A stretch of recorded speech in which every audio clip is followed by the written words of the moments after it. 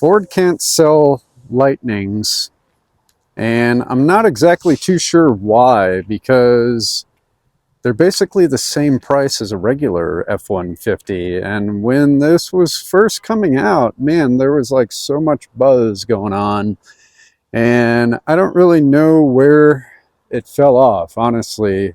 I think that, you know, some of the capability issues had a lot to do with it, but the price tag is also quite hefty.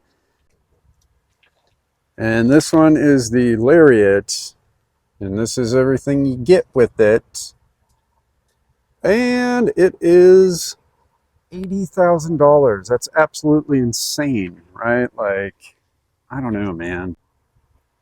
80 grand for a truck that is probably only going to give you, in reality, like 250 miles of range at the very most, and that's if like the weather's perfect. So 80,000 bucks. But, you know, there's tons of F-150s, regular gasoline ones here, that'll cost you that same amount of money. And this is a race red, I think is what it's called, or rapid red. Pretty interesting color. I like the hot pepper red metallic better myself, but you know, this is still a pretty sweet one. And this XLT, I was surprised when I saw the MSRP on this. So here's everything that you're getting. Yeah, rapid red metallic.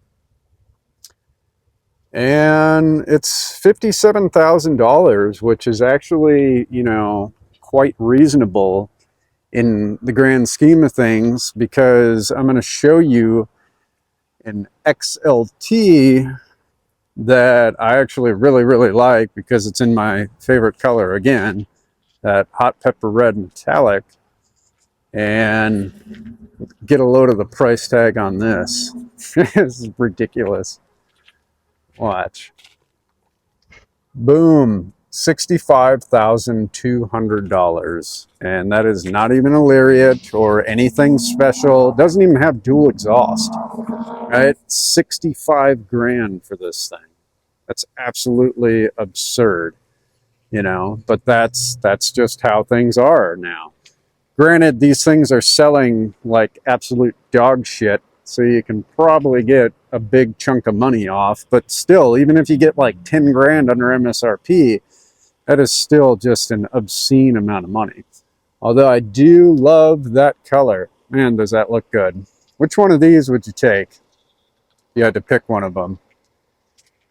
I like this Area 51. That is a pretty sweet color.